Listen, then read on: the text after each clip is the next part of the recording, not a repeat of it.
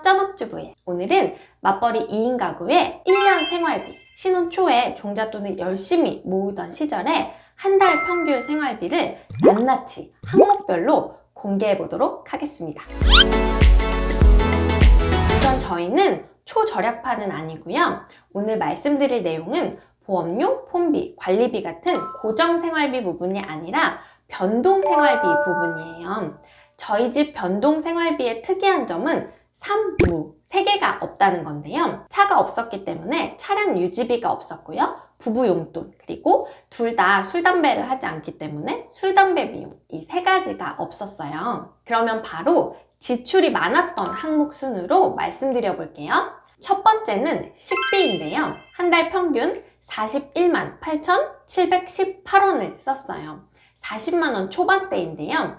식료품과 외식비로 나눠서 관리를 했고요. 식료품에는 항목별로 콩나물 얼마, 시금치 얼마 이렇게 따로 쓰지 않았고 마트 이렇게 뭉뚱그려서 쓰다 보니까 여기에 생필품도 다 포함이 되어 있어요. 쓰레기 봉투라든지 휴지, 여성용품 이런 것들 마트 가면 같이 사오게 되니까 굳이 가계부 쓸 때 따로 나누지 않고 그냥 한 번에 땡땡마트 이런 식으로 썼었고요. 외식비 같은 경우에는 맨날 집밥 해먹으면 좋겠지만 그게 사실 쉽지가 않잖아요. 그래서 부득이 외식을 하게 될 때에는 되도록 저렴한 걸 사 먹으려고 노력을 했었던 것 같아요. 두 번째는 꾸미비인데요.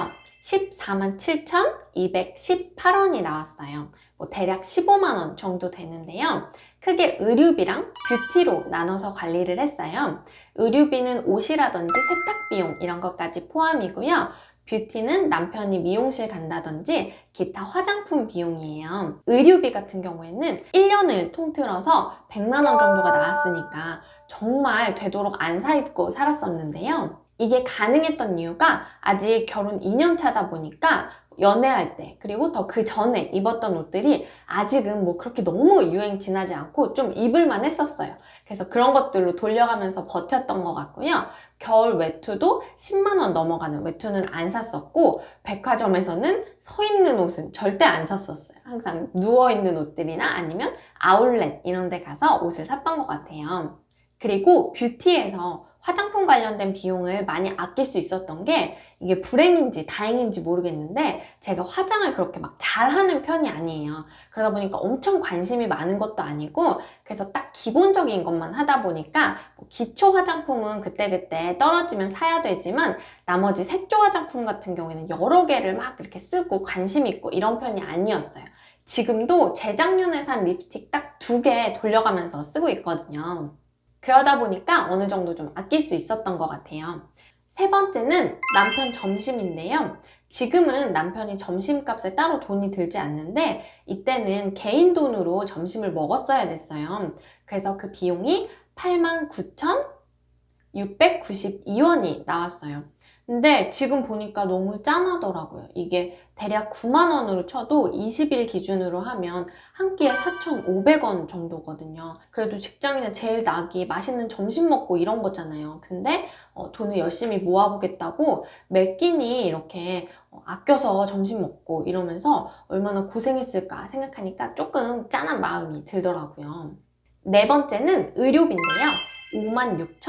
56,539원이 들었어요. 이 해에 저희 남편이 중환자실 가고 병원에 한 2주 입원하고 난리도 아니었거든요. 그래서 여러분 정말 건강이 최고입니다. 그래도 이 정도 의료비로 방어할 수 있었던 건 보험을 잘 들어놨기 때문이었어요. 그래서 종종 보험 이거 뭔가 아까운 것 같다. 이거 다 해지해야 되나? 이런 고민하시는 분들이 있는데 저는 개인적으로 실비보험 하나씩 정도는 꼭 갖고 계시는 게 좋지 않나 생각해요. 다섯 번째는 친구들 만날 때 쓰는 비용인데요. 한 달에 47,419원이 나왔어요. 이거는 특별히 엄청 아낀다고 했던 건 아니었고요.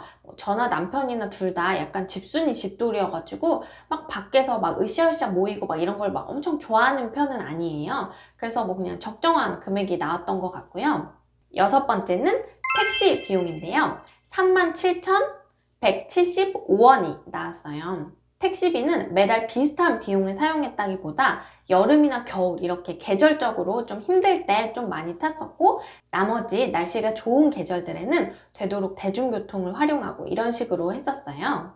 일곱 번째는 여가 문화생활인데요. 29,208원이 들었어요. 남편이 야구를 좀 좋아하는 편이어서 야구장도 종종 갔었고, 저는 치킨 먹으러 갔었고요. 찜질방, 만화방, 영화 보러 가는 비용, 요 정도 들었던 것 같아요. 여덟 번째는 커피 비용인데요. 15,963원이 나왔어요. 사실 저 같은 경우에는 커피를 못 마셔요. 그래서 저는 커피 비용이 아예 들지 않고요. 남편 같은 경우에는 이제 회사 생활하면서 아예 안 마시긴 그러니까 그럴 때 몇 잔 마셨던 비용, 이런 것들이에요.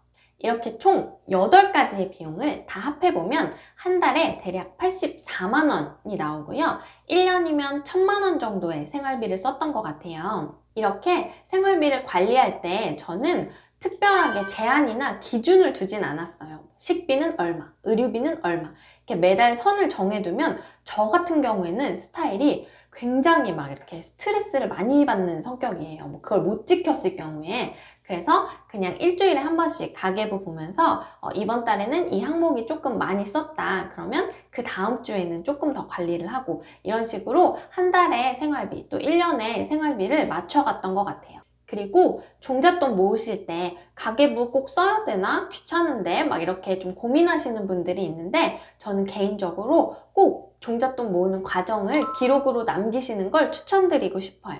저 같은 경우에는 성향이 워낙에 이렇게 막 끄적대고 기록하고 이런 거를 좀 좋아하는 편이라서 애초에 고민하진 않았었지만, 이렇게 시간이 지나고 나서 보니까 저는 사실 제가 막 4년 전에 이렇게 생활했었는지, 이렇게 아꼈었는지 이런 거 많이 까먹었었거든요. 근데 이렇게 다시 보니까 마치 옛날에 어렸을 때 앨범 보는 것처럼 저의 이제 재테크 어린이 시절에 사진첩을 보는 그런 느낌?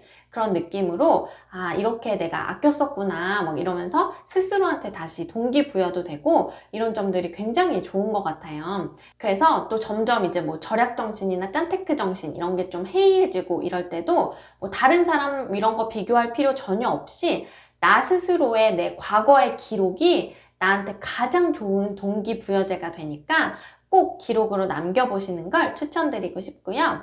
오늘 저의 영상이 도움이 되셨다면 구독, 좋아요 부탁드리고요. 저는 다음 시간에 더 재미있는 생활 속 재테크 이야기로 돌아오도록 하겠습니다.